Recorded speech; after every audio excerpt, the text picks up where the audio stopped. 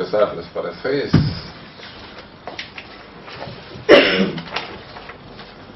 Todos tienen el material, es un material sencillo, porque en realidad no daría tiempo ver en la sesión toda la, vamos a decir, con amplitud la vida de Apolonio de Tiana. Y la intención de esta sesión es, vamos a decir, despertar el interés en todos para que busquen y investiguen más sobre él. Es un personaje polémico, y ahorita veremos por qué. Pero antes sí quisiera yo aclarar, debido al tema, que esto es una versión personal. Como estudiante,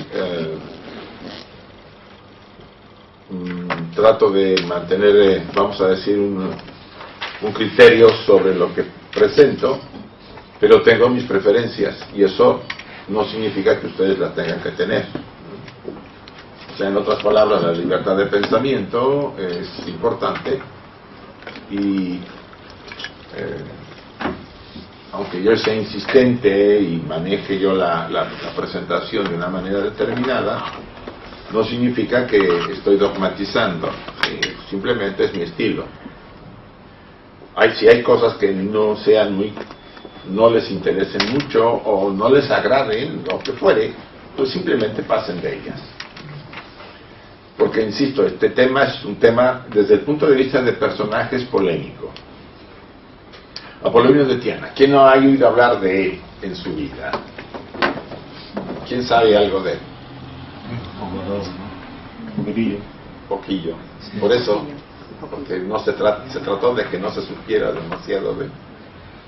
Esa es la realidad. O sea, la idea de que no hay mucho material y de que incluso la literatura que había en su época, los autores que hablaban de él, en muchos casos pues fueron alteradas para que se evitara esta relación. La posición es que Apolonio tiene una figura tan impactante y tan importante que al haber nacido en el siglo I de la era cristiana, ustedes imaginarán por qué no gustaba que fuera tan impactante. Por el paralelismo. O sea, era demasiado fuerte que un pagano hiciera lo que hizo, que ahorita veremos. Pero ya desde antes había habido un problema con, ¿se acuerdan ustedes, Simón el Mago? Sí. En los Hechos de los Apóstoles, ustedes quieren dar una pasadita, aparece que Simón el Mago será eso, Teurgia, un hombre que tenía un desarrollo, y ahí se narra que estaba volando, volaba, tenía esa capacidad, esa facultad, y los apóstoles pues no podían hacer lo que hacía Simón el Mago. El pasaje dice que invocan y que hacen que caiga, pero la realidad, eso lo dicen los Hechos, pero la realidad que en los apócrifos no dice eso. ¿Sí? Simplemente dicen que no pudieron hacer que cayera. Es obvio, quien escribe la historia la escribe como quiere. ¿Sí? Y esto nos lleva a la pregunta que yo quiero hacerles a ustedes antes de iniciar el tema de este personaje. Solamente los místicos cristianos tienen la potestad de hacer, entre comillas, milagros y llevar a cabo actividades sobrenaturales. Los paganos no pueden. Claro que sí. Imposible. Y no endemoniados ni inspirados por el demonio. Es lo que es importante, ¿sí? Porque saben ustedes que todo aquello que no cuadra con la idea de que la imagen de alguien que no sea cristiano está endemoniado y por eso puede hacer cosas. Entonces están endemoniados también los místicos del Islam, ¿se acuerdan? Los sufís, porque hacen cosas. Y también serían endemoniados los místicos cabalistas, y lo mismo se le ocurriría en la India a Sankaracharya y compañía, ¿no? Este es el tema del prejuicio, el condicionamiento mental de que no puede haber nadie que haga sombra. Y ese es un tema que hoy vamos a ver. desde un punto de vista, porque la vida de Apolonio fue tan interesante, es interesante, a pesar del criterio que tenemos que tener. Otra aclaración. Todo seguidor de un personaje que funda, por ejemplo, una religión, porque a veces el personaje no tiene interés de fundar nada, más bien lo hacen los que siguen, pues agrega cosas, porque pues quiere que, por un lado, lo hace por la misma devoción. Sí. ¿No se acuerdan ustedes la película del Buda? Sí. El pequeño Buda. Sí, sí. Cuando nace, camina y van saliendo lotos del piso, de la tierra. Y los árboles se inclinan. Es una bonita alegoría para mí. O sea, no quiere decir que... Eso pasó en realidad. Claro. Vamos a decir que haya pasado. No, yo no lo creo. Es mi opinión. ¿Pero por qué está ahí? Porque los seguidores lo agregan. Porque todos queremos que nuestro líder, nuestra imagen, nuestro maestro, el instructor espiritual que tenemos, pues, sea el mejor, ¿o no? Recientemente el tema de Sai Baba pues se ha venido abajo porque por más que quería pues salió lo más oscuro y eso pues ha generado problemas. O sea, los mismos seguidores habían creado un halo, pero pues los halos a veces se caen porque se muestran otras cosas, ¿no? O sea, eso es inevitable. Le ha pasado a Jesús el Cristo, le ha pasado al Buda, le ha pasado a Mahoma, le ha pasado a todos. No son ellos los que lo hacen, son los seguidores que lo hacemos, si queremos hablar así, ¿no? Entonces, para entender un poco la vida de Apolonio, tendríamos que tener también ese criterio. Apolonio incluso fue adorado al final casi de su vida, por las cosas que hacía. Y incluso al final, cuando él, no me quiero adelantar, pero al final cuando él es juzgado por Domiciano, uno de los emperadores romanos, pues también realiza un gran, no sé, una desaparición que vamos a ver poco a poco. O sea, tenía no solamente facultades muy elevadas como filósofo, sino que también tenía un desarrollo muy elevado desde el punto de vista espiritual. Si ustedes analizan la literatura hindú, de los Upanishads o algunas otras de las obras de las obras serias hindúes, van a ver que en ellas citan las capacidades que llegan a alcanzar algunos gurús o algunos maestros por su realización. La capacidad de la ubicuidad, la de pues, expulsar demonios, de curar, todas esas habilidades son un patrimonio de los grandes instructores de los seres y de ustedes también y mías. La única diferencia es que yo no las he desarrollado, no tengo la altura espiritual, están en potencia, todos tenemos en potencia esas habilidades, son patrimonio de nuestra naturaleza superior, de nuestra naturaleza divina, ¿sí? Por eso, mientras yo no sea capaz de redirigir mi vida hacia ese aspecto y de acercarme y unirme, porque en realidad ese es el objetivo, esas capacidades siempre me parecerá que solamente un pequeño grupo de seres humanos pueden las pueden realizar y que está limitado a esos sujetos. Y no es así. No está limitado a esas personas. Es patrimonio de todos nosotros. ¿Se acuerdan que hemos insistido en la sesión anterior de que el ser humano es su qué? Un Dios encadenado en una cárcel de carne. Como la esencia divina de nuestra naturaleza posee esas habilidades, se ve opacada por la cárcel de carne que nos constriñe y nos encarcela en esta cárcel. Impide que manifestemos ese potencial. Cuando alguien un poco más o menos lo manifiesta, pues de repente nos impresiona, ¿no? Ah, caray, ¿cómo es capaz de tener ese talento, esa habilidad? Pues lo tengo yo también, solamente que esa persona se ha permitido mostrarlo y yo no. Por mi ignorancia, por mi flojera, por poco desarrollo espiritual, sobre todo poca madurez del alma, que es lo que nos impide acercarnos a eso. Todos esos comentarios los hago porque quiero delicadamente tocar este tema de este personaje y consecuentemente, y como esto se va a videograbar y van a subirlo a YouTube, que los que escuchen y lo vean, lo reflexionen bien, ¿sí?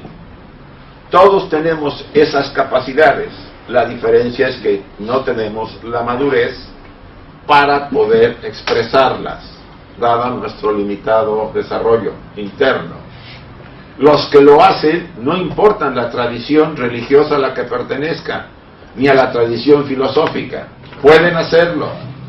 Simón el Mago es un ejemplo, ¿sí? En la literatura cristiana aparece.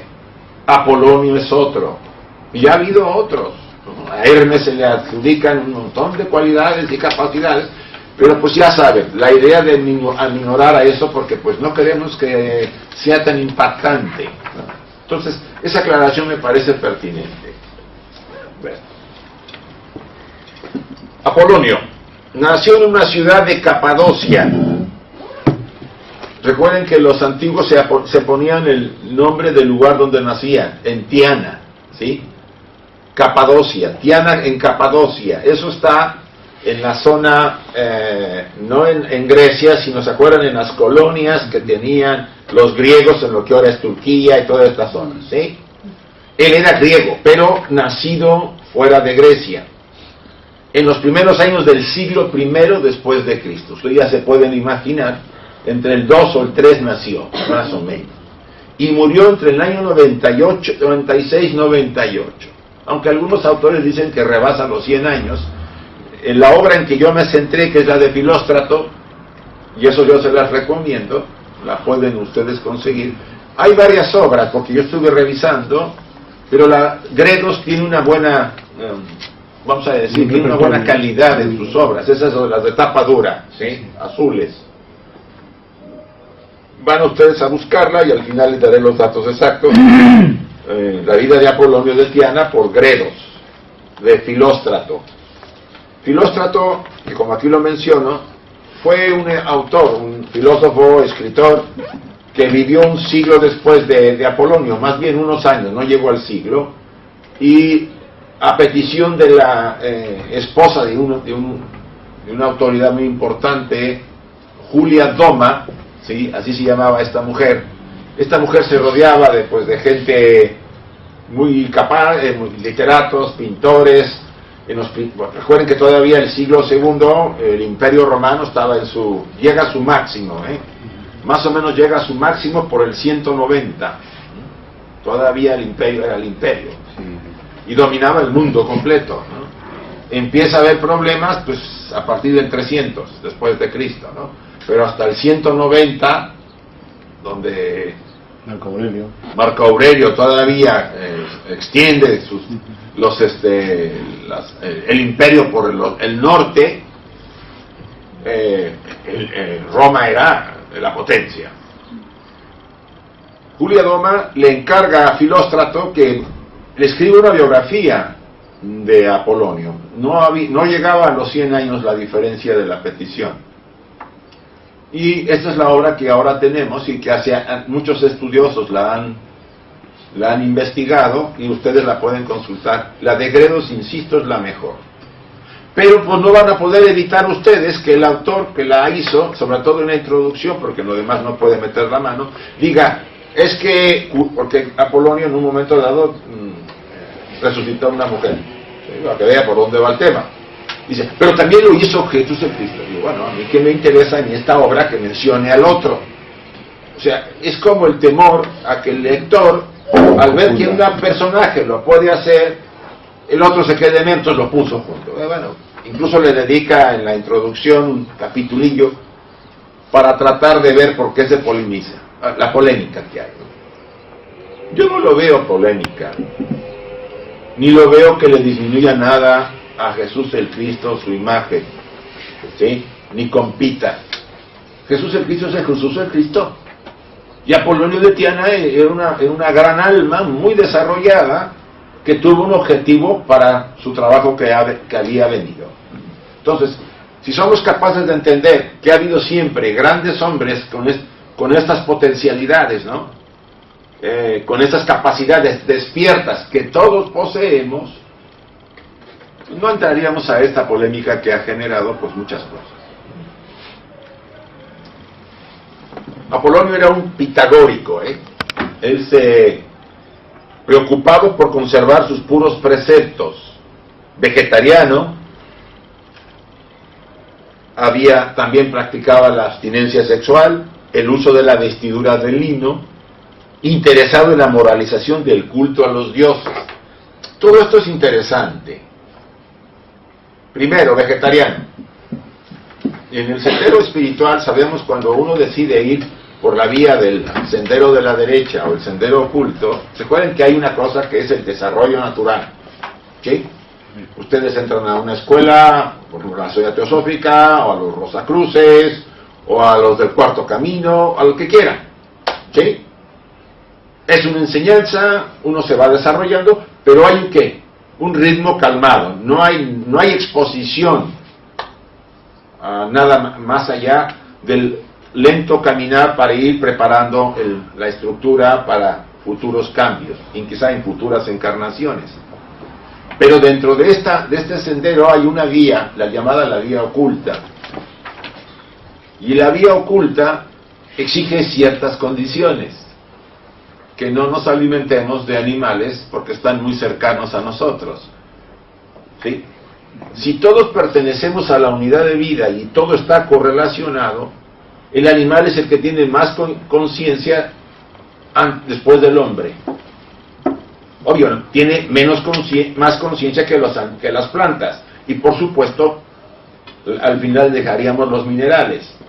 Entonces, los verdaderos y serios, vamos a decir, ocultistas, evitan la carne.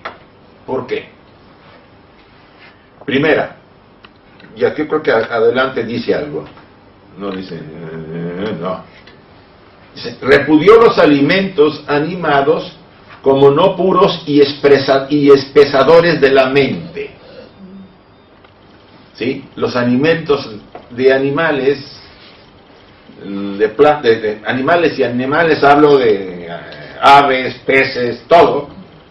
Apolonio insistía que espesaba la mente, generaba un estado de cansancio y de torpeza mental. Es una opinión interesante. Y lo usan ahora los vegetarianos también. Tomaba frutos secos y legumbres, afirmando que es puro cuanto da la propia tierra. El vino es contrario a la composición de la mente, por escurecer el éter que hay en el alma. Él no decía que estaba mal. Decía, el vino es de la tierra, está muy bien, la podemos tomar, la pueden tomar, pero el que está en este tema ya no lo puede tomar. ¿Sí? O sea, la diferencia de un sujeto que va en su sendero espiritual con calma, desarrollándose poco a poco, es que todos estos elementos que él de alguna manera se los preocupó conservar, no son requisitos. Solamente aquel que se atreve a entrar a este sendero, y debe decirse atrever porque tiene que tener ciertas cualidades que lo permitan. ¿Qué pasa cuando yo me alimento de un animal? Yo recuerdo una anécdota cuando yo venía una vez de los Estados Unidos. Yo trabajaba todavía en aquella época en una empresa en México. Regresaba con mi jefe de Chicago. Y me acuerdo que junto a mí estaba sentado un hombre que la verdad parecía un rapero. Y pues, yo ahí sentadito viéndolo, bueno, y nos sirvieron de comer. A mí me sirven una ensalada, porque uno puede pedir el menú vegetariano. Ya él le sirven un chirlón crudo, casi crudo. Y él me vio, y vio su comida y dice, si a mí me dan eso, me despide. ¿Por qué? Porque debemos de comer diario una cierta cantidad de carne casi semicruda. Digo, ¿y por qué? Porque la carne nos transmite la naturaleza del animal y nos mantiene alertas. Pues yo le veo una crueldad el comerse a los animales. Yo sí. Mucha. Y estoy tratando de darles a entender Sí, sí, sí. una opinión muy interesante Sí, sí, sí. de un tipo que era el guardaespaldas del embajador norteamericano en México.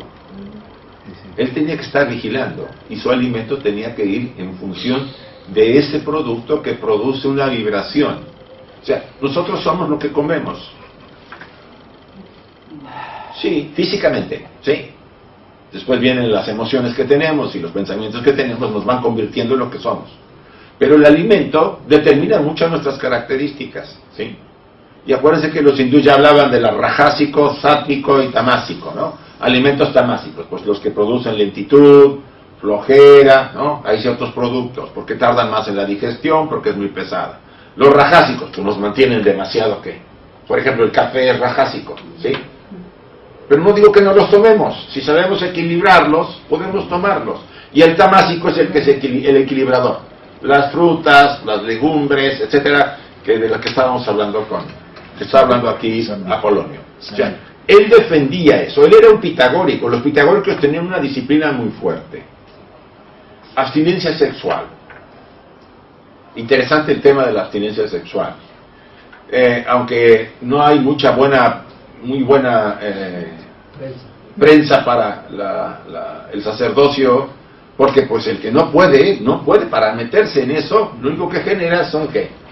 Alteraciones, mutaciones psicológicas que después causan lo que ha causado, ya lo hemos visto. Todo estudiante de ocultismo que se introduzca en este sendero debe conservar su energía para la labor que tiene que hacer. Y eso es importante por esta regla. El teurja, el taumaturgo, que eso era Apolonio, necesitaba tener el control de todo su vehículo y de toda su energía para poder llevar su vida y lograr sus objetivos. Pero este precepto no es solamente de Apolonio, esto lo tiene en todas las escuelas de ocultismo, es uno de los preceptos que le cuesta más a los estudiantes cumplir. ¿Es así? Quien entra a esto tiene que llevar a cabo ese control.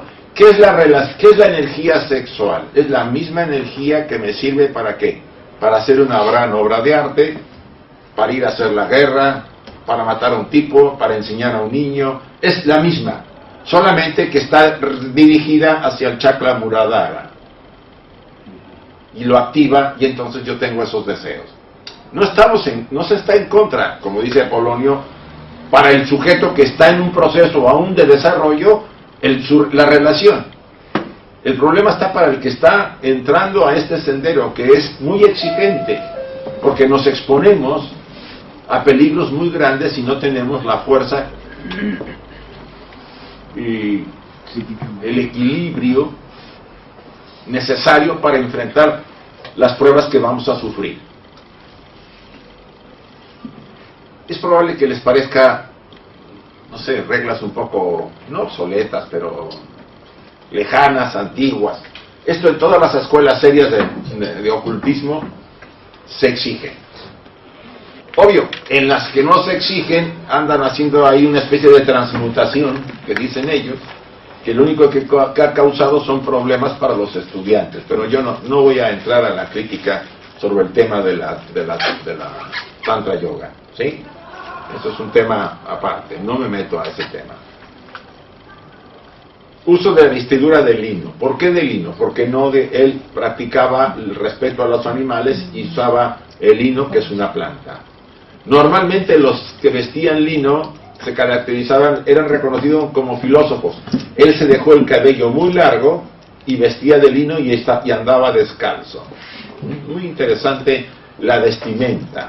Lo caracterizaba en el mundo antiguo a estos hombres. Su físico, cómo vestían.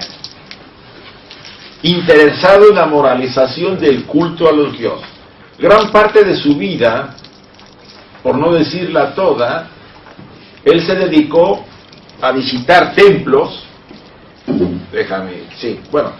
a visitar templos de los antiguos misterios griegos. Por ejemplo, estuvo al inicio de su desarrollo estuvo, por ejemplo, en los templos de Eleusis, ¿sí? Y en todos los que tenían relación con Asclepios. Aquí en España hubo un gran templo de Asclepios y Apolonio lo vino a visitar. Estuvo en España en el primer siglo de la era cristiana. Esta ciudad está casi en la punta. Cádiz. Cádiz. En Cádiz había un gran templo a Asclepios, ¿sí? Asclepios, que es el que tiene la vara con la serpiente y que después los médicos lo tomaron por el símbolo. Entonces, ¿por qué había moralización? Porque como todos los ritos de todas las tradiciones van decayendo con el tiempo, y él se había propuesto que regenerar esos ritos. Sobre todo había mucho sacrificio de animales. Y él trataba de que fueran sustituidos ¿por qué? Por plantas, frutas, ofrendas, más que sacrificar animales. Sacrificaban mucho a los toros, ¿sí? Se mataban toros, por ejemplo, toda la cuenca del Mediterráneo, ¿saben por qué lo del torito? Porque pues había una adoración, una simbología con el toro. ¿Se acuerdan todavía el famoso Minotauro, no? Sí. Y todo el mito del torito por problemas que hubo ahí con el rey de Minos, ¿no? Que no quiso darle a Neptuno, devolverle la vaca esa famosa bellísima, el toro ese bellísimo, pues se metió en problemas porque su mujer se enamoró del animalito y de ahí nació el Minotauro, ¿no? O sea, hay una tradición muy fuerte. Entonces él se propuso, llegaba al templo, observaba, hablaba con los sacerdotes, los fustigaba muchas veces, eso más adelante lo estoy mencionando, y por supuesto trataba de retomarlo, pero era tan fuerte el impacto que causaba que casi todos obedecían y seguían sus directrices y sus consejos. Amante de la cultura griega, por supuesto, perseguidor de la verdad y la sinceridad, que le hacían entrar en conflicto con el gobierno establecido de la época. O sea, defendía la verdad y la autenticidad a capa y espada. Y eso le metió en muchísimos problemas, sobre todo con Domiciano. Acuérdense cómo eran los emperadores romanos, sobre todo cuando estaban en la cúspide de su desarrollo, pues si nomás oían en alguna de las regiones del imperio una crítica por algún sujeto, como tenían espías por todos lados, al poco rato a ese pobre lo detenían, lo encarcelaban y lo ejecutaban. O sea, no podía decirse nada contra el emperador, por supuesto, del tipo de Domiciano, ¿no? Había otros como Vespasiano o Nera, o que tenían otro tipo de actitud, ¿sí? Descalzo y se cubre con prendas de lino, rechazando las de animales, como ya lo dijimos. Se dejó crecer la cabellera y se fue a vivir al templo desde que nació. Era un niño prodigio, se puede decir así. Muere su padre primero y muere después la madre y les deja una fortuna muy grande a él y al hermano. Pero el hermano era así medio, ya saben, un poquito loquillo, ¿no? Y casi se refunde lo que le dejan al hermano, que es una gran fortuna. Entonces él regresa, porque le piden las familiares que regrese y lo ayude, le da la mitad de lo que a él le tocó, y lo encamina al hermano a que retome el camino que debe ser para un hombre de bien. Ahí el tema de la filosofía era muy importante, o sea, el filósofo era un buscador espiritual. La filosofía en esa época estaba relacionada con el desarrollo interior. Recuérdense que en la antigüedad filosofía, religión y ciencia estaban fusionadas. Pasó 5 años en silencio. Échale. Nomás aguanté un mes unos 10 días y ya estaba que trinaba, ¿no? Y con la meditación de Vipassana, ¿no? Madre mía. Esto lo vemos más adelante. Había 2 Apolonios, como lo decía yo. El Apolonio filósofo, que hablaremos un poco de él, y el Apolonio taumaturgo. El primero predicaba y visitaba los templos para reformar los cultos. Apolonio se conocía a sí mismo y por ello predicaba a todos. Es un tema muy importante el autoconocimiento.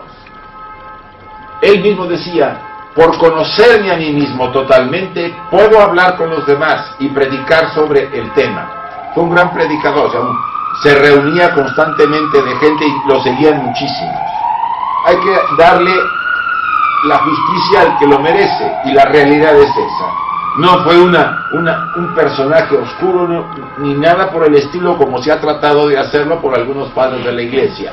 En la elaboración de la imagen del Maestro Jesús, pues se trató de decir, no, este hace sombra, quítenlo, ¿no? Desaparezcanlo si se puede. Pero no se pudo porque había demasiadas referencias de él. El sabio que se conoce a sí mismo, decía en uno de sus dichos, y toma su propia conciencia como acompañante, no se asusta como la gente ni hace cosas que le avergüencen. ¿Qué entendemos como eso? El sabio que se conoce a sí mismo y toma su propia conciencia, su parte superior, ¿sí? Él llama conciencia al ser superior, como acompañante, no se asusta con nada. Y él lo demostró cuando Domiciano porque él fue a Roma voluntariamente, ¿sí? Cuando sabe que lo andaban buscando para juzgarlo. Pudo haberse escapado e irse, porque él fue a la India. Ahorita vamos a ver el tema de la India.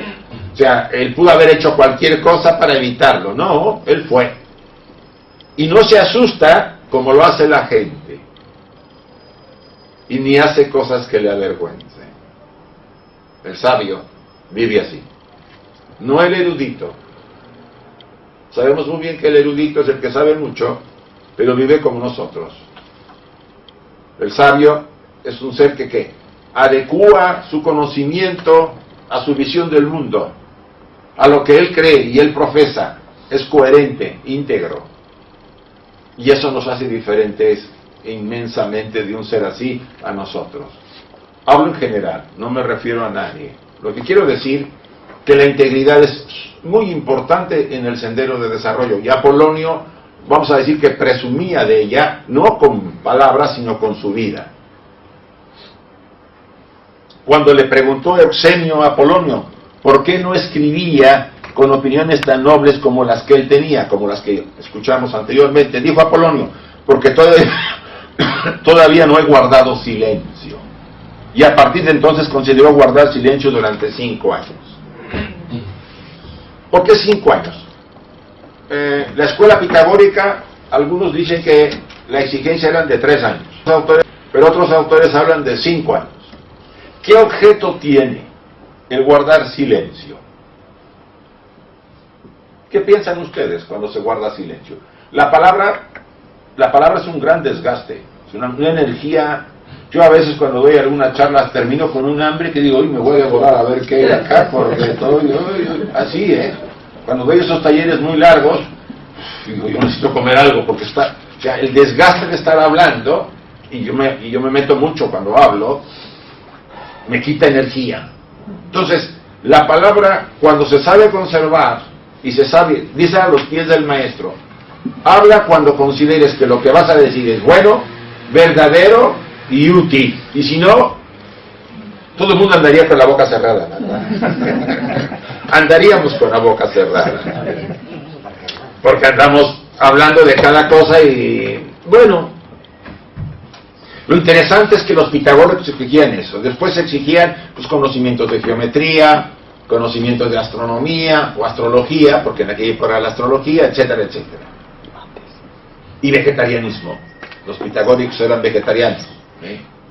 Recuerdan que Pitágoras fundó una gran escuela y casi todos, Platón era pitagórico, casi todos los grandes filósofos imitaron a Pitágoras. Y lo sorpresivo, Pitágoras fue a la India, ¿no? Qué chistoso, ¿no? ¿De dónde viene ese tipo de prácticas, no?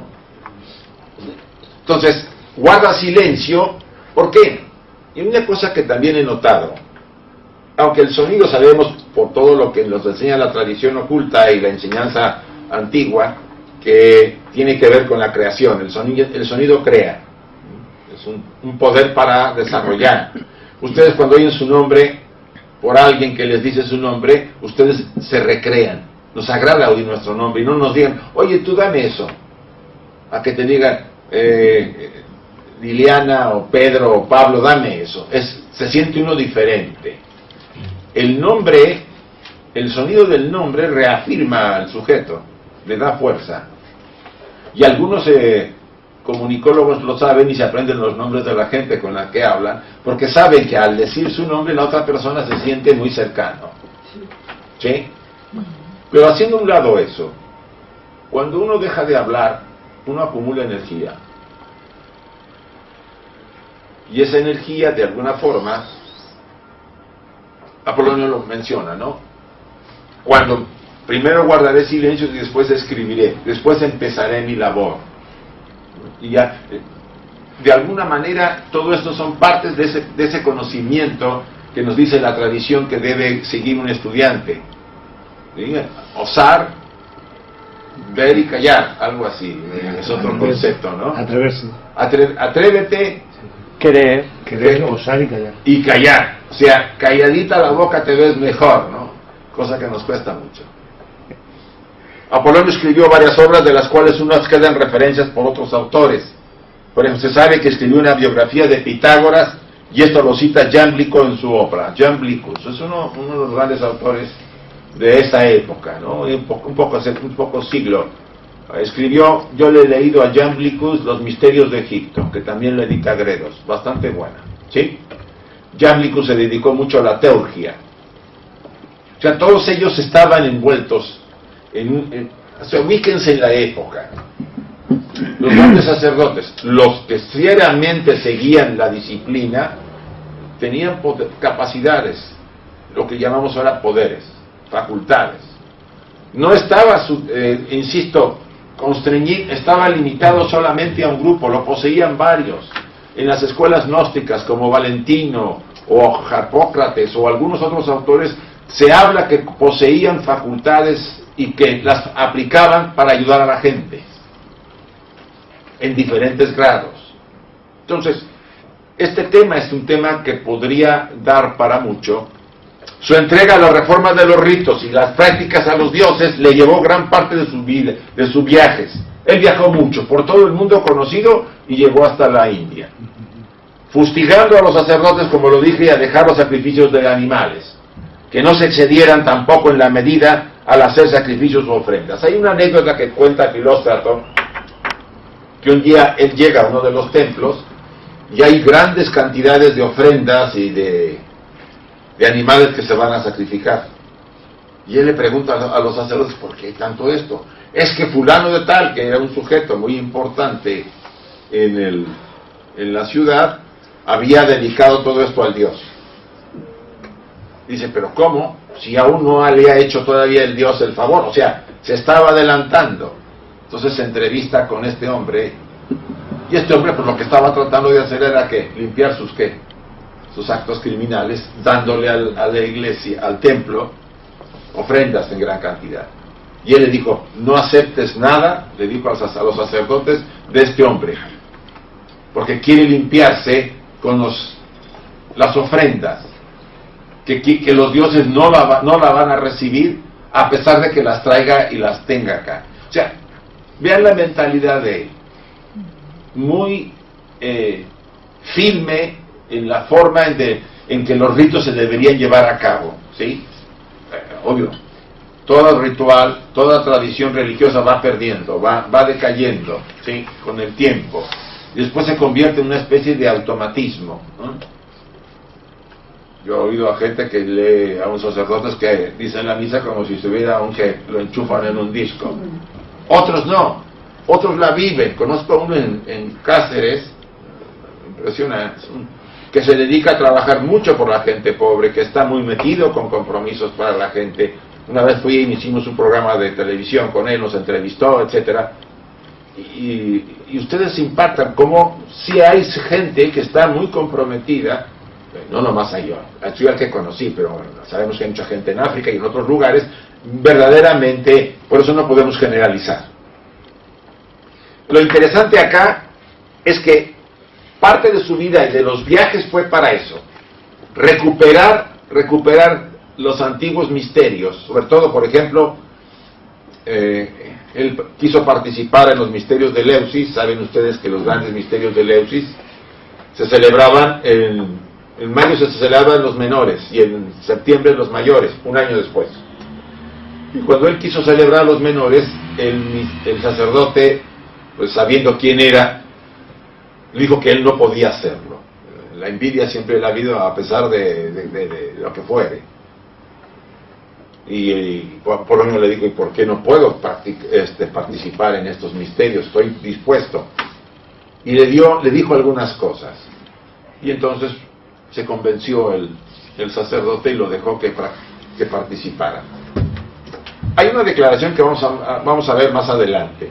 Dice, los hombres sabios son un peligro.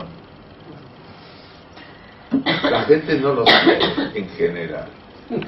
Sobre todo los poderosos y los dictadores. A un hombre sabio no lo quieren, porque le dicen la verdad. Los viajes a Polonio, viaja por todo el mundo, antiguo conocido, así como a la India.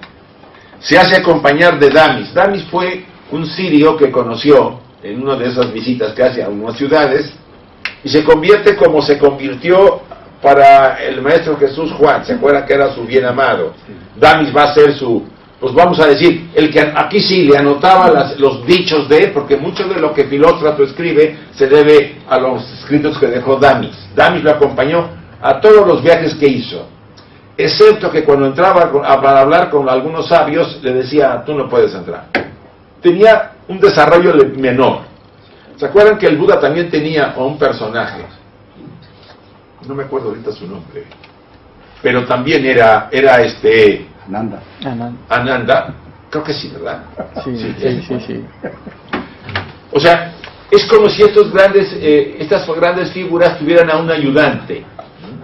Ahora, Damis sabía lenguas, conocía varias lenguas y conocía muchos lugares, entonces eso le ayudaba mucho a Apolonio. Además, Damis estaba impresionado con Apolonio por la calidad humana y la fuerza que tenía y la valentía para enfrentar sobre todo a las autoridades al decirles las verdades, ¿no? Que eran dictadores que estaban abusando del pueblo, etcétera, etcétera. O sea, vean un personaje interesante. Por un lado, un reformador de los ritos. Por otro lado, un gran viajero. Defendía la verdad y la sinceridad a capa y espada. Llevaba una vida ejemplar. Era coherente. Y sobre todo, ¿no?, en ese sentido, podríamos entender por qué llegó a ser lo que hizo, y ahorita lo veremos más adelante. Damis, su fiel amigo y servidor y anotó muchísimo, muchísimo de Damis. Le agradecemos a Damis porque gracias a él se supo algo más, y Filóstrato tomó esos datos y hizo la biografía. Apolonio le comenta a Damis que comprende todas las lenguas sin haberlas conocido. Esa es una de las facultades de los sabios desarrollados, el poder de las lenguas, el entender cuando alguien habla en otro idioma y no tener ningún problema. ¿Sí? Esa es una de las cualidades que tenía Apolonio. Los hombres estamos en una cárcel, esto es un dicho filosófico, durante este tiempo que se llama vida, pues el alma atada a un cuerpo perecedero es mucho lo que soporta, pues es esclava de todo cuanto se relaciona asiduamente con el hombre. Lo que hemos hablado. Esto es esencialmente enseñanza oculta. El alma está prisionera de un traje de carne y nos mantiene como un peso muerto aquí. Cuando viene la muerte, ¿qué hace el traje? Nos libera. Muchas personas temen esa experiencia porque creen que la realidad es esta y que lo que se va a ver después no es nada y que es la negatividad o más bien temen lo que va a ver por las cosas que han hecho. Lo interesante acá que Apolonio afirmaba, y lo hicieron también sus experiencias, por ejemplo cuando él resucita a la chica, lo veremos más adelante, no me quiero adelantar, es que decía, no está muerta, está dormida. Nadie se muere, nos dormimos y despertamos en otro estado de conciencia.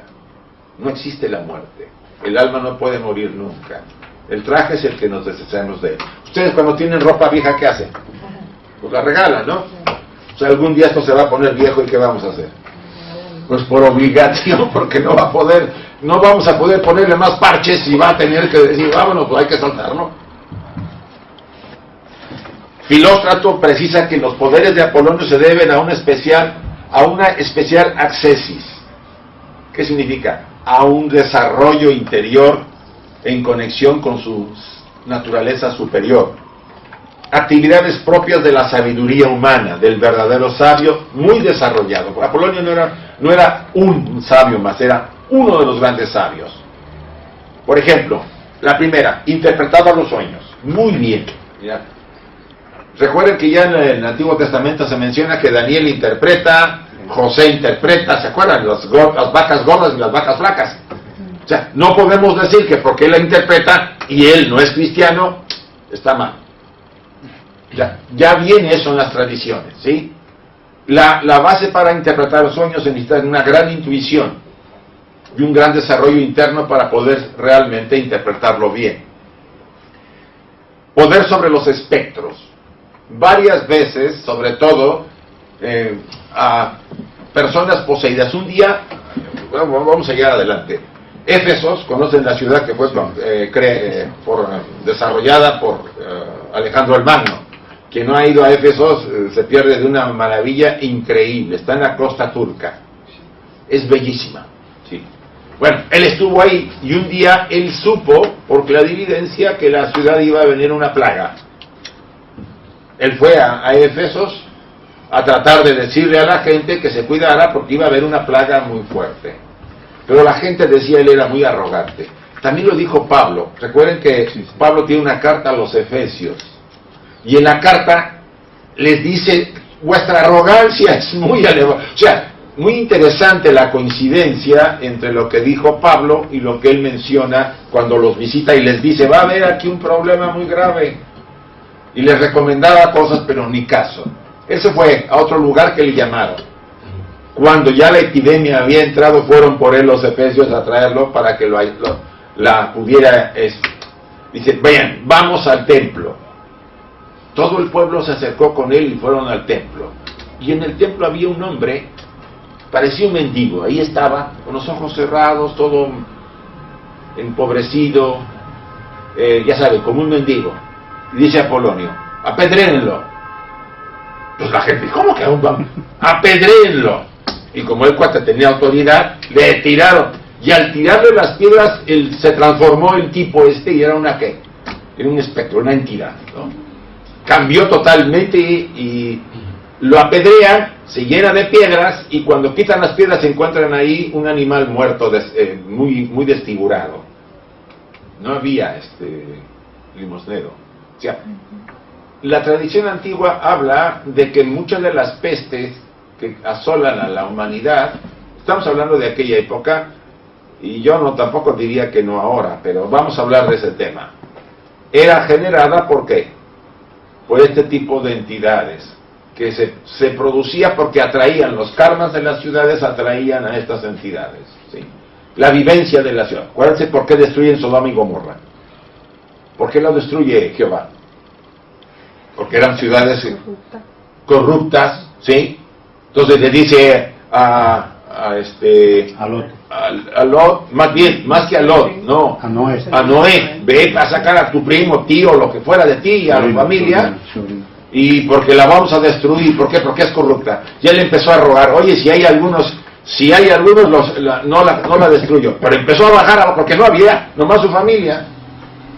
Entonces lo sacan y la destruyen. O sea, el hecho de que las ciudades tengan a veces una condición compleja, pareciera que son más que una simple acción humana. Hay cosas que ocurren. Pero bueno, esto es un ejemplo de que él podía no solamente, y también en una ocasión un niño que estaba en un templo, él estaba en un templo hablando, y llega un chico de esos que le llaman petrimetres, esos niños como, acuérdense que los griegos pues jugaban un poco más bien con los chiquitos jovencitos, ¿cómo les llamaban en los bacanales? Pues había una forma de homosexualidad en la antigua Grecia, ¿no? Entonces este chico se mete al templo y se empieza a reír se reía de todos, pero en especial de Apolonio. Y la gente lo fustigaba, pero Apolonio dijo, no le digan más. Vamos a pedirle que lo que está adentro, porque no es él, se salga. Y se sale de él, y el chico cambia totalmente. dice que hasta una columna se derriba, una figura. O sea, él empieza, si ustedes empiezan a ver por qué generaba la imagen de Apolonio tanto recelo, porque también así había hecho lo que había hecho ¿quién? El Maestro Jesús quita a unos endemoniados, a un endemoniado le quita y se lo tira a una pila de cerdos y los cerdos se desbarrancan. No hay problema. Hay seres así. Conocimiento de lo oculto, conocimiento del futuro. Varias veces predijo, por ejemplo, cuando va a morir Domiciano, él estaba en una isla de Grecia, dice, dentro de 24 horas Domiciano morirá, el emperador, y fue asesinado por su guardia. O sea, él tenía esas facultades. Curaciones, este arte lo aprendió de los brahmanes en la India. Él hizo un largo viaje a la India para conocer a los grandes sabios. Él asumía que él no era sabio, que él era un buscador, y va a la India y se entrevista con 2 o 3 sabios de los que al menos él aprende sobre todo la forma de curar le llamaban la presciencia, la capacidad de ver, ¿sí? De adivinar. Esa es la gran presciencia.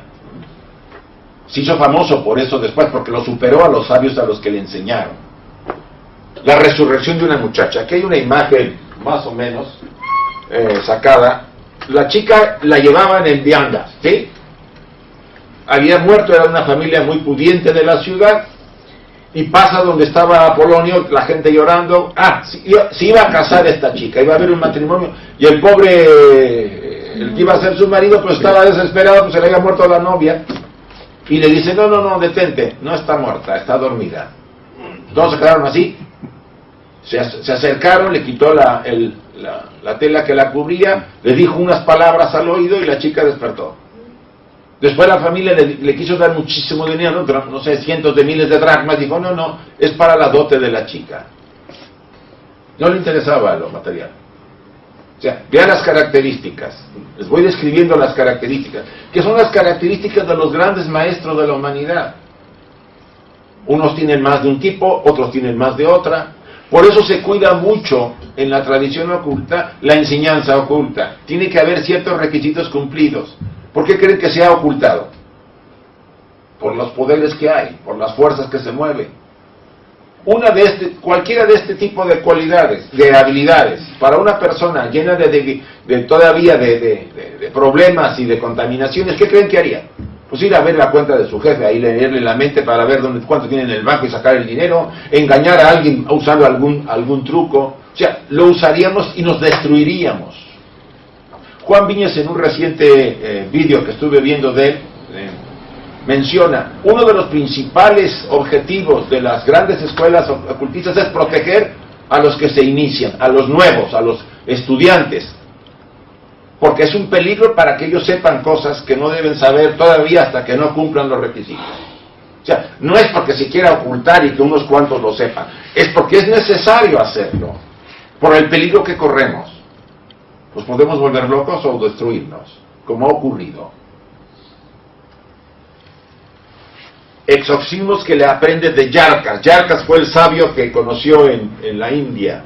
Recuerden que cuando fue Alejandro el Magno, él llegó pues entró a la India y se entrevistó y formó, incluso creó ciudades, porque incluso el que va a la India ahora puede ver que hay una etapa en la cultura hindú que copiaron a los griegos. Hay muchas figuras griegas, hicieron los hindúes, por ejemplo, budas con tipo griego, ¿sí? Lo pueden encontrar. O sea, la influencia del Buda fue muy fuerte, de Alejandro el Magno, llevó una cultura y se mezcló.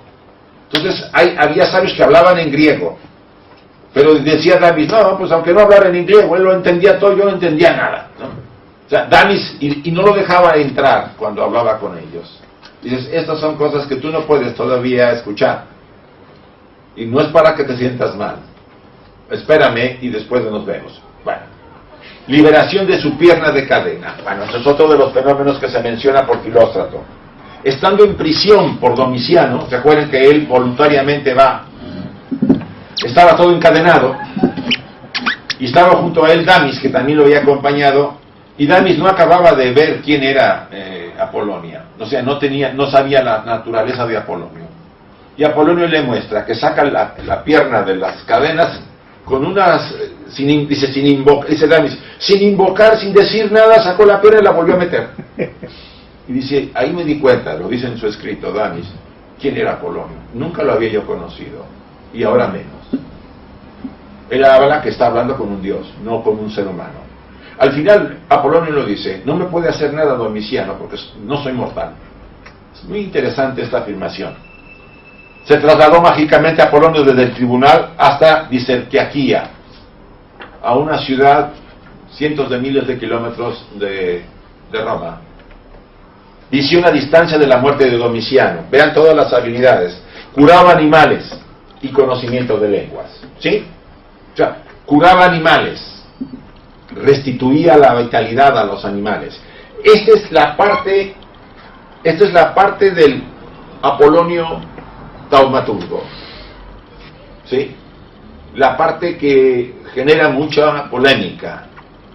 Porque casi todo lo que hace, pues, también lo hizo el Maestro Jesús, sino todo una parte. Pero también lo hacía el Simón el Mago. Apolonio no volaba. Simón el Mago sí volaba. O sea, lo que quiero que ustedes lo reflexionen es que personajes de esta calidad han existido todas las épocas. Se han distinguido por una pureza increíble, por un desarrollo, y son los que instruyen a los que están realmente en el nivel de merecimiento, a los estudiantes que se acercan seriamente a recibir instrucción. Por eso no es una anécdota que no existan los maestros de sabiduría, como lo sabemos, los que han fundado la Sociedad Teosófica junto con Madame Blavatsky. Mucha gente cree que son simplemente fantasías de Madame Blavatsky. No es así. Si ustedes se dan cuenta de algunos elementos de algunos instructores, verán que las cualidades que aquí se comentan no son patrimonio ni de Apolonio, ni de Simón, ni de Hermes, ni de ninguno. Es de todo ser humano, salvo que no los hemos desarrollado. Vamos al juicio de Apolonio. Es acusado falsamente por Éufrates ante el emperador Domiciano. El tema de Éufrates es un tema como en todas pues que Jesús tuvo al Judas, ¿no? Buda también tuvo por ahí a sus enemigos. O sea, siempre hay como alguien que les trata de acabar. Éufrates era otro filósofo que lo envidiaba mucho por el reconocimiento que le hacían los emperadores y la gente. Digo, llegaron a Apolonio, por ejemplo, varios de los césares le hicieron incluso capillas para adorarlo. Eso no es nada raro en la tradición romana. Recuerden que ellos adoraban a medio mundo, ¿sí? Decía Nerva que tenía la figura de Orfeo, la de Jesús, la de Apolonio y no sé de quién es más, porque adoraban a todos los dioses. Para no meternos en problemas, adoramos a todos. No es mala política. Por si acaso. Había un templo en Roma que no tenía ningún nombre de ningún dios. Era para el que les faltara si no lo habían visto. O sea, esa visión romana muy ecléctica sobre la religión pues les valió que aguantaron, su imperio duró tanto tiempo. ¿Sí? O sea, no se peleaban a convertirse, no entraban a esa pelea. Ellos querían, págame impuestos y puedes hacer lo que quieras. Mientras no te salgas de mi control, profesa lo que quieras, haz lo que quieras, respeta nomás más o menos las leyes, págame los impuestos y puedes seguir. ¿Por qué creen que crecieron tanto y se hicieron de todo el mundo antiguo? Respetaban eso, que es para mucha gente básico. Bien. Apolonio, haciendo reflexión sobre Sócrates, él recordando a Sócrates, dice, yo lo que yo les quería decir: comete injusticia fulano por ser sabio, justo, conocedor de los dioses, conocedor de los hombres y extremadamente experto en las leyes. Por eso acusaron a Sócrates, lo acusaron por ser sabio, por inculcarle a los jóvenes que ideas de contaminación. Eso me recuerda mucho de las cosas que ahora se dicen. Por haber atacado a los dioses, que jamás los atacó, al contrario. Obvio, toda esa gente a la que Sócrates les había mostrado que eran unos ignorantes. Entonces había que vengarse. Y en este caso algo parecido era así. Él menciona lo que a Sócrates le hicieron cuando estaba siendo llevado y dice, no me sorprende, porque Domiciano lo que quería era matarlo, pero no podía matarlo abiertamente. Tenía que hacer un juicio para que de acuerdo a la ley romana, que era muy clara, ya saben cómo nosotros hemos heredado parte de la ley, la gente asumiera que luego lo que los filósofos hacían era mentira y que había que expulsarlos. Ya habían dictado una ley Nerón para expulsar a los filósofos de Roma. Si el tema contra los filósofos era difícil, porque el filósofo hacía que pensar a la gente y cuestionaban a los dictadores. ¿Se acuerdan que es un peligro saber pensar, reflexionar? Hemos ganado nosotros en esa democracia, nomás que ahora parece que no quieren que la sigamos, ¿no? Ahí está la cosa un poco complicada. Esa es una de las defensas que tenemos que no permitir que nadie nos deje de tener esa libertad de pensamiento, de no sometimiento, porque el día que lo tengamos estamos perdidos. El día que perdamos esa libertad, el alma es libre, no puede ser constreñida.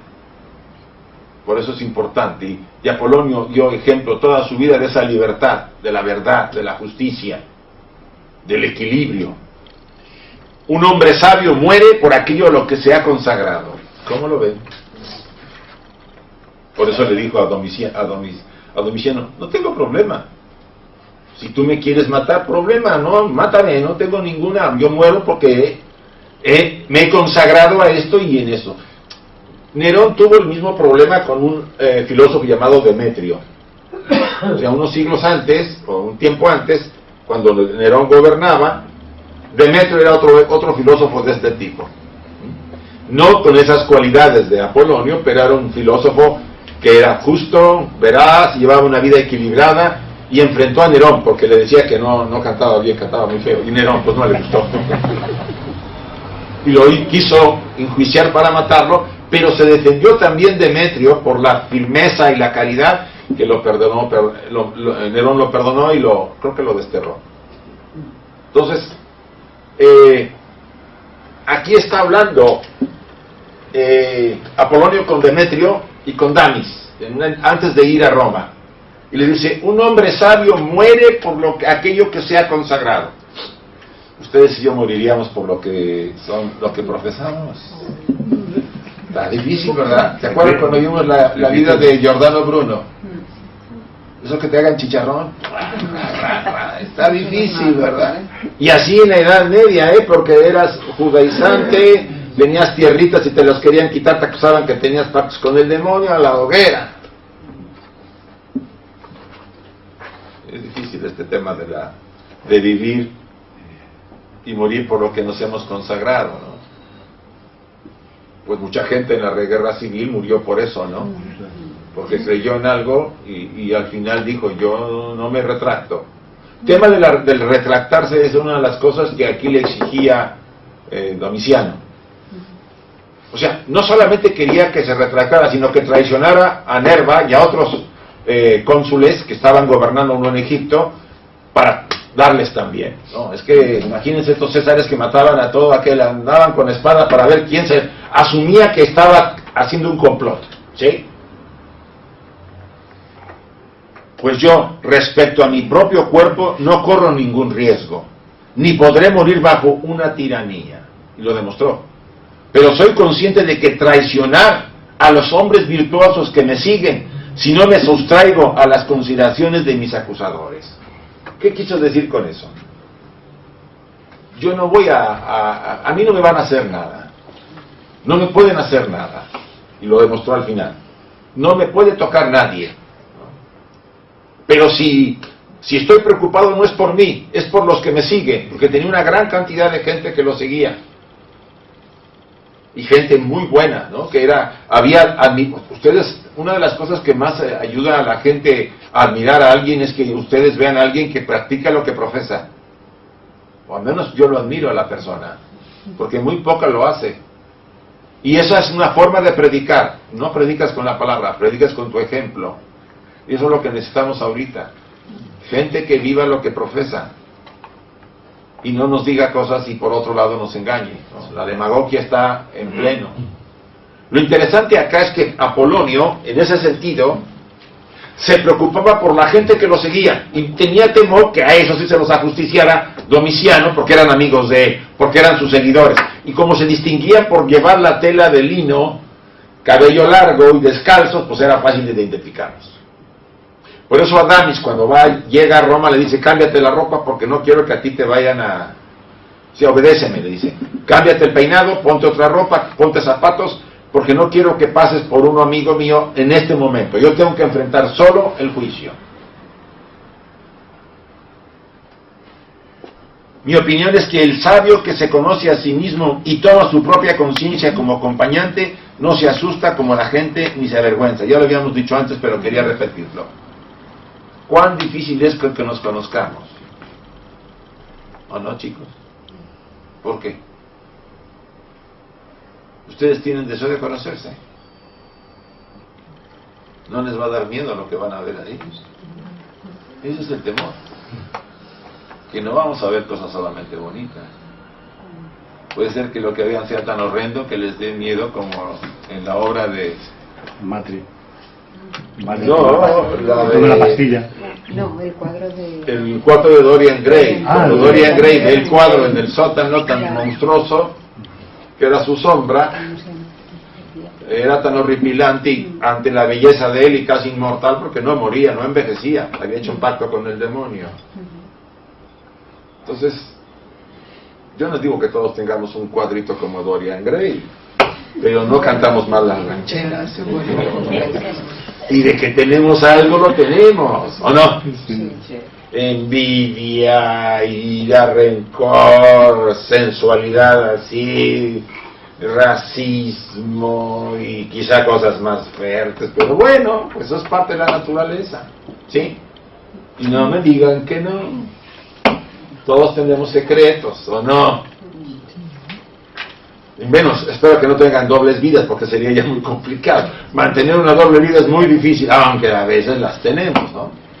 En México se dice, tiene su casa chica. Otra mujer con otra familia. Ahora ya no hay necesidad de tener casa chica, las tenemos en todos lados, ¿no? Pues como no te casas, te puedes ir cambiando, chaca, esta otra, pues no pasa nada. Bueno, no es el tema. La idea de que conocernos a nosotros mismos, ustedes ven el peso que tiene tan grande para a una persona que quiere crecer.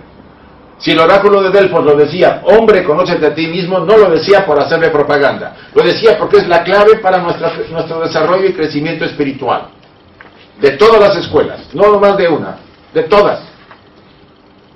Y nos cuestan, ¿cuántos talleres? Yo no a ustedes, sino, bueno, el que hicimos acá más o menos también, donde se trabaja un poco para saber, sacar un poco de lo que hay tras la máscara. ¿Qué pasa? Todo el mundo es santo. Yo ya reconocí que hay santos en Bilbao, que hay santos en Valencia, que hay santos en Madrid. En España todo el mundo es santo. Pocos se atreven a decir, pues sí, yo soy esto y esto y esto y esto. Porque la protección de la personalidad para la estructura es muy fuerte, ¿sí?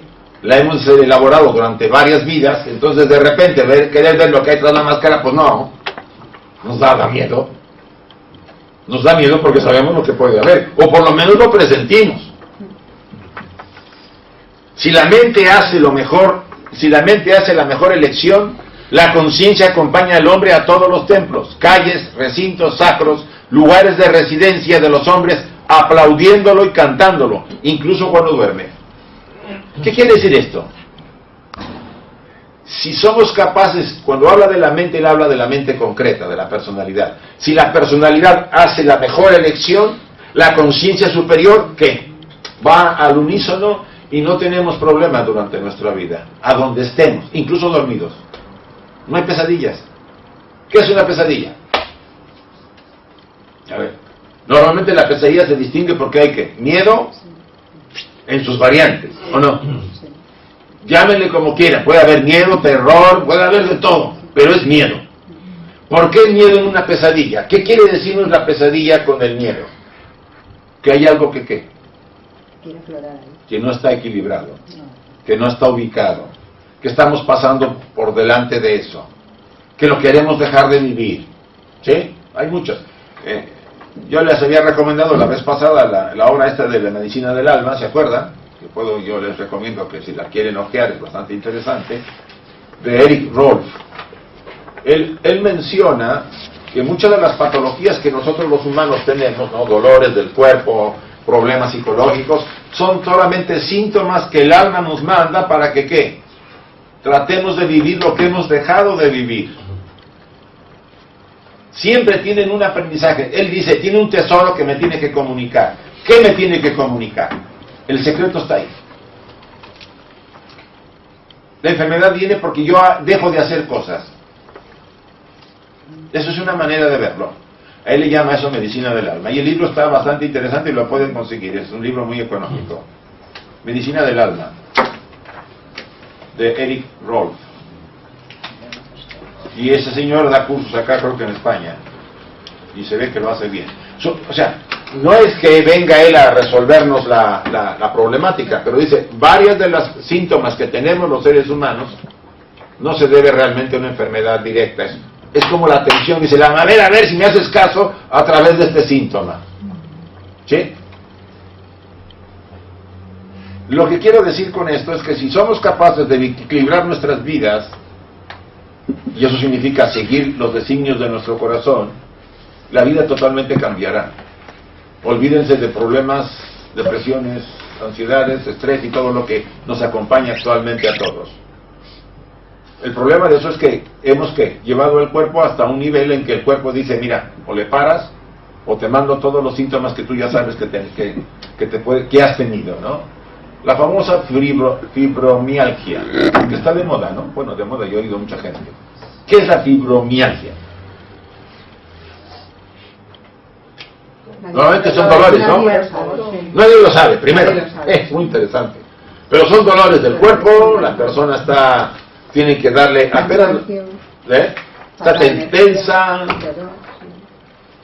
Yo la tengo en una paciente que es una muy buena doctora, una oncóloga, en Lleida, y le tiene encima de eso. Pero si ustedes la vieran, perfeccionista a la muerte, exigente a morir, que no digo que no, pero no a esos niveles. Entonces, ¿ella qué ha hecho? De repente, toda esa tensión que vive con sus pacientes, que tiene que verlos ella y tratarlos y cuidarlos, ¡buah! Entonces, no es que sea una enfermedad per se, yo no digo que haya casos variantes, ¿no? De casos, sino que la forma de vida que lleva le está provocando eso, sobre todo su manera de ser. Pero no quiere soltar, porque es lo que a mí me da sentido a la vida. Me canso, digo, bueno, va a estar difícil aquí. Sí, estamos apegados a ciertas formas de actividad que nos hacen sentirnos muy bien, que no podemos negar, pero no se trata de dejarlo, se deja que baja el tono.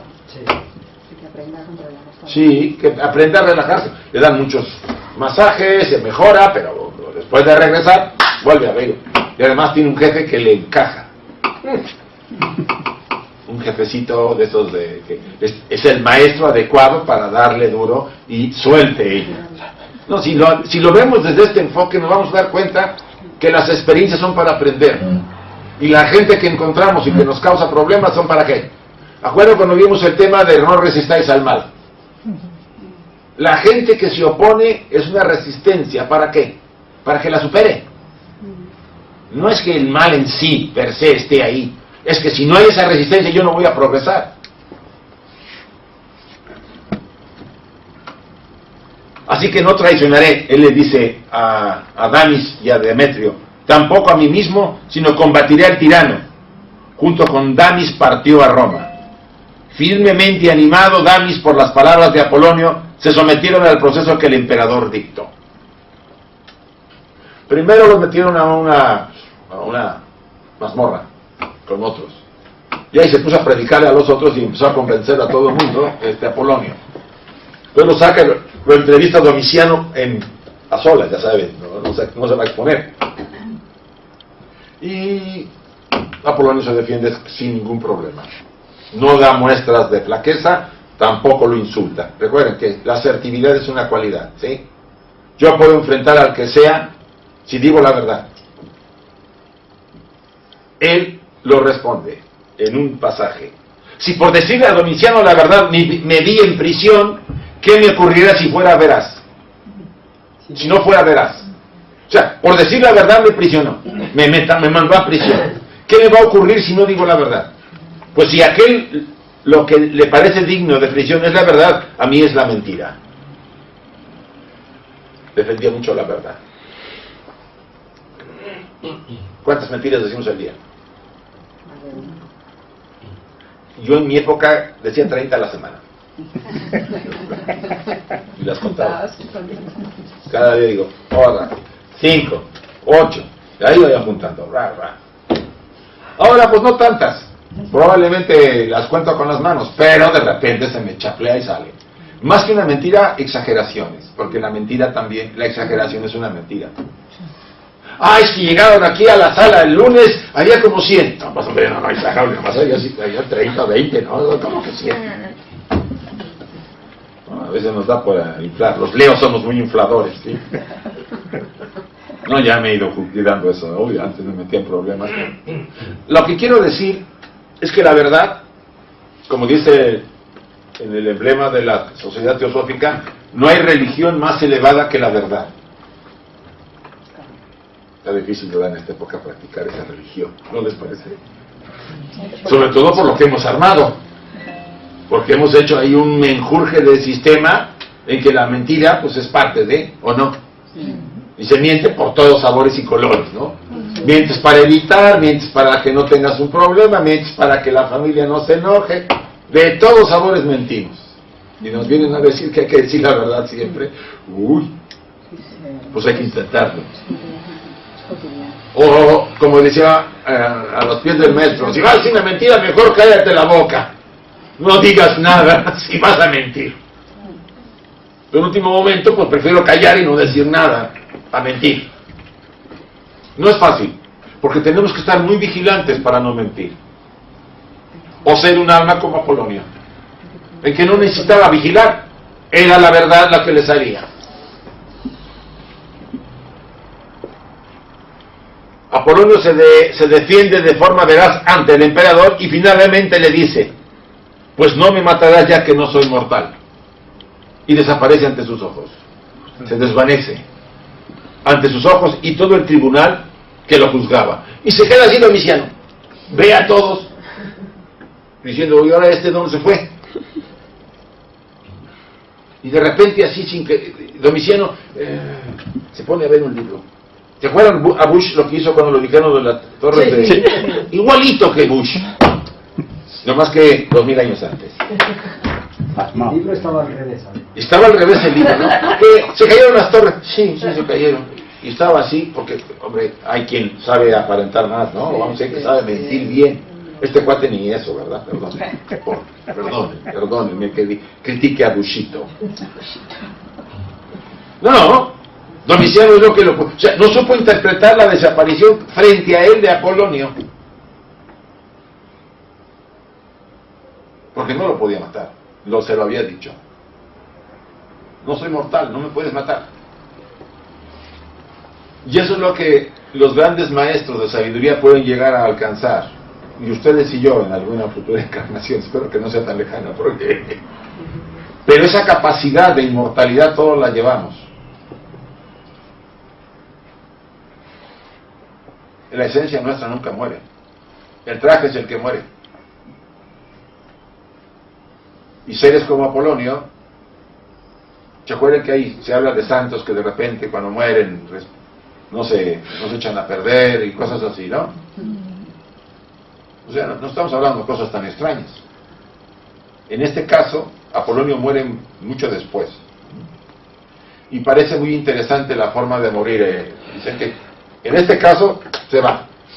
Bueno, aparece a miles de kilómetros donde estaban en la playa Demetrio y Damis ahí, y digo, bueno, ¿qué le va a pasar? Ya mira, ya seguro. Y Damis estaba ya temeroso de que fueran a matar más bien que ya lo hubieran encarcelado, lo fueran a matar a Apolonio. Cuando estaba en la cueva, había una cueva donde había una piscina de agua, y aparece ahí Apolonio y lo saluda y estaban impresionados. Y le preguntaban cómo había llegado, si el juicio había sido en la mañana y él estaba ahí. O sea, esas capacidades de alguien así, pues llevan a la gente. Todo el mundo se enteró en la ciudad de griega, donde estaban ellos, dice Taquía, Disiarquía se llamaba la ciudad. Todo el pueblo se acercó al saber que estaba ahí Apolonio, porque todos sabían que estaba en Roma. Y por supuesto, imagínense, un hombre que hace esas cosas y que puede moverse así y curar animales, humanos, y levantar muertos y hacer todo eso, que es lo que conocemos de los grandes almas. Esto no es extraño para ese tipo de maestros e instructores. A nosotros nos parece fantástico, no lo es.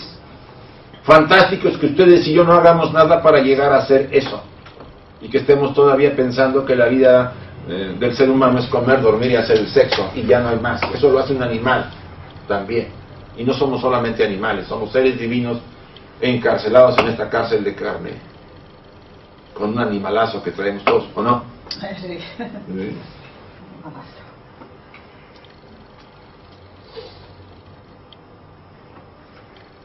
La vida de Apolonio a mí me parece que es un ejemplo que nos ayuda a entender que también el Maestro Jesús no solamente tenía esas capacidades, sino otras quizá mayores. Por eso yo no lo veo una competencia, aunque para muchos sea la manera de borrar ahí, de quitar la referencia de Apolonio. Por eso sabe poco de él. Pero la mayor parte de los estudiosos, sobre todo de estas tradiciones y de esta enseñanza, han escuchado acerca de Apolonio. Una gran figura, un gran maestro, porque así fue considerado. No lo considero un dios, yo lo considero un gran maestro, un alma superior que alcanzó un desarrollo muy elevado, que ustedes y yo podemos imitarlo, porque esa es la esperanza, de poder alcanzar esos niveles en algún momento de nuestra larga evolución, poder estar en esa posición de dedicar nuestra vida a servir y ayudar a los demás, que fue el ejemplo de Apolonio de toda su vida.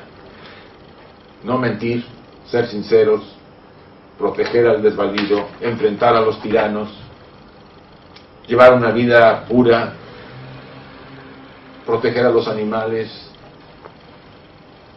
ayudar a los desvalidos. O sea, cosas que no son extrañas y que deberíamos recuperar, porque en esto nos fue enseñado a muchos de nosotros cuando éramos jóvenes, ¿o no?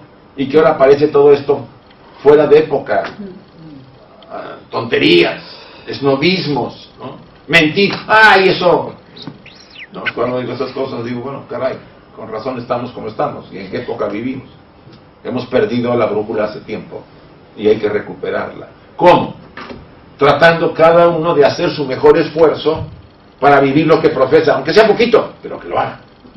Y así poco a poco vamos a influir en otros que nos van a observar, como Apolonio era un ejemplo. Él no se ponía a predicar todo el tiempo. Él simplemente se sabía de él por las cosas que hacía, pero sobre todo por la calidad de vida que tenía. Y la gente lo siguió. Y por supuesto hasta una moneda que tienen ustedes ahí, hay una moneda acuñada con su... O sea, para que vean que no se le puede borrar. Lo quisieron borrar, no se pudo. Almas así no se les puede borrar, y tenemos que hacerle justicia en esta tarde al recordar su vida.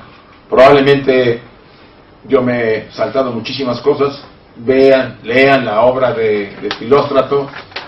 Yo aquí les pongo la referencia: La vida de Apolonio de Tiana, por Filóstrato, editorial Gredos. O los que tengan Isis Invero, también en Blavatsky lo menciona en algunos de los tomos, ¿sí? O váyanse a internet, ya saben que ahora todo el mundo le pega a internet, pues ahí va a ver. Pongan Apolonio de Tiana, le va a salir todo el material. Yo tomé de ahí algunas de las fotos que están acá, ¿sí? Porque no hay casi imágenes de él.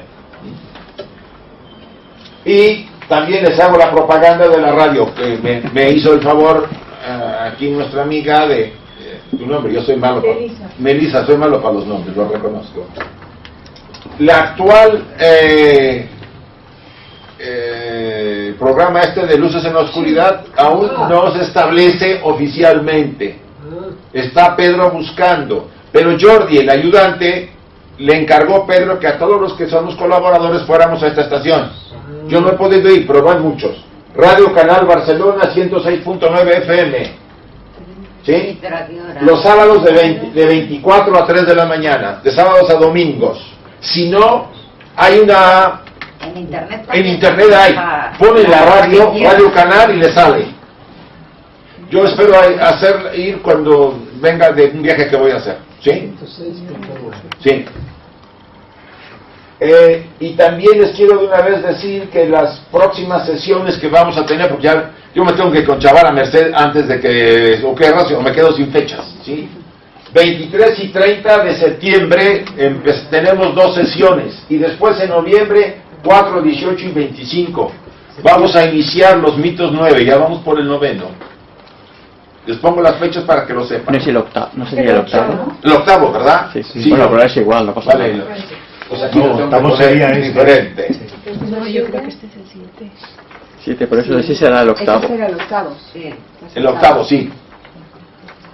Aquí en lugar de completar el mes, porque yo no estoy todo el mes, me tomé 2 días, 2 lunes de septiembre, ¿sí?